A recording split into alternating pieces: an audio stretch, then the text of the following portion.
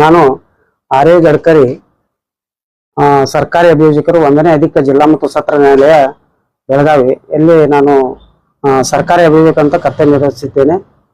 ಈ ಒಂದು 2ನೇ ಅಧಿಕ ಜಿಲ್ಲಾ ಮತ್ತು ಸತ್ರ ನ್ಯಾಯಾಲಯ ಬೆಳಗಾವಿ ಈ ನ್ಯಾಯಾಲಯದಲ್ಲಿ ಇವತ್ತಿನ ದಿವಸ SC ನಂಬರ್ ಅಂದ್ರೆ ಸೆಷನ್ ಕೇಸ್ ನಂಬರ್ 52/2021 ಈಗಾಗಲೇ ದಿನಾಂಕ 15 ಏಪ್ರಿಲ್ 15ರಂದು ಮಾನ್ಯ ನ್ಯಾಯಾಲಯವು ಈ 4 ಆರೋಪಿತರಾದ ಲಕ್ಷ್ಮಣ್ ಫಕೀರಪ್ಪ ದಡ್ಡಿ, ಬಸವರಾಜ್ ಹೊಳೆಪ್ಪ ದಡ್ಡಿ, ಬಸವರಾಜ್ ಸಿದ್ದಪ್ಪ ನಾಯ್ಕ್, ನವೀನ್ ಸಿದ್ದಪ್ಪ ದಡ್ಡಿ ಈ 4 ಜನ ಆರೋಪಿತರು ಒಬ್ಬ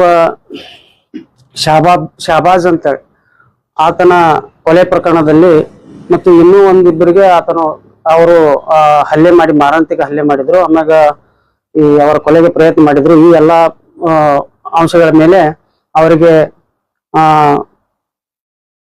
ಅವರಿಗೆ ಜೀವಾವಧಿ ಶಿಕ್ಷೆ ಹಾಗೂ ಒಟ್ಟು 9,60,000 ರೂಪಾಯಿ ದಂಡವನ್ನು ಇವತ್ತು ವಿಧಿಸಿದರು। ಮೊದಲ ತಪ್ಪಿತಸ್ಥರಂತೇಳಿ 15 ತಾರೀಕು ತಪ್ಪಿತಸ್ಥ ಮಾಡಿದ್ರು। ಅದು ಸೆಂಟೆನ್ಸ್ ಹಿಯರಿಂಗ್ ಅದು 18ನೇ ತಾರೀಕು ಆಗಿತ್ತು ಸೆಂಟೆನ್ಸ್ ಮೇಲೆ।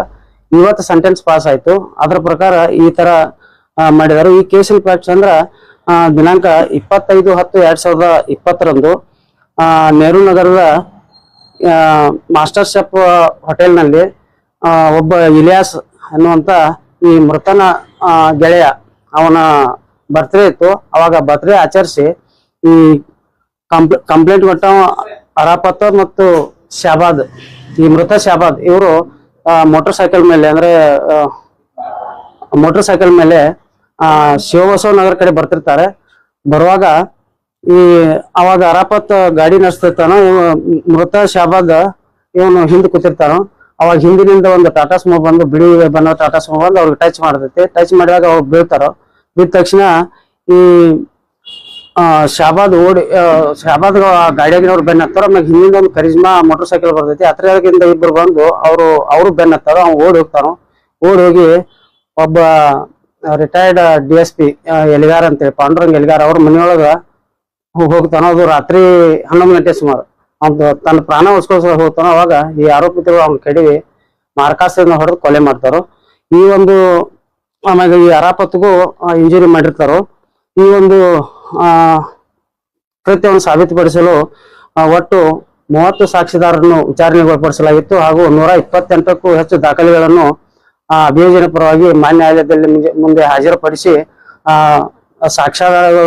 ಸಾಕ್ಷಿಗಳನ್ನು ಮಾಡಿಸಲಾಗಿ ಮಾನ್ಯ ನ್ಯಾಯಾಲಯವು ಎಲ್ಲಾ ಸಾಕ್ಷ್ಯಾಧಾರಗಳನ್ನು ಪರಿಶೀಲಿಸಿ ಆರೋಪಿತರು ತಪ್ಪಿತಸ್ಥರೆಂದು ಪರಿಗಣಿಸಿ ಅವರಿಗೆ ಒಟ್ಟು ಎಲ್ಲರಿಗೂ ಜೀವಾವಧಿ ಶಿಕ್ಷೆ ಹಾಗೂ 9,60,000 ರೂಪಾಯಿ ದಂಡ ವಿಧಿಸೈತಿ।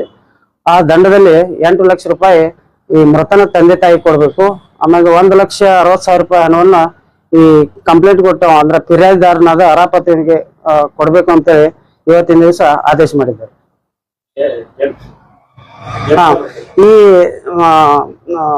ಈ ಒಂದು ತೀರ್ಪನ್ನು ಮಾನ್ಯ ನ್ಯಾಯಾಧೀಶರಾದ ಗಂಗಾಧರ್ ಕೆ ಅವರು ನೀಡಿರುತ್ತಾರೆ ಮತ್ತು ಈ ಪ್ರಕರಣದ ವಿಚಾರಣೆಯನ್ನು ಭಾರತೀಯ ಹೊಸಮನಿ ಸಹಾಯಕ ಸರ್ಕಾರಿ ಅಭಿಯೋಜಕರು ನಡೆಸಿರುತ್ತಾರೆ ಮತ್ತು ವಾದ ಮಂಡಿಸಿರುತ್ತಾರೆ।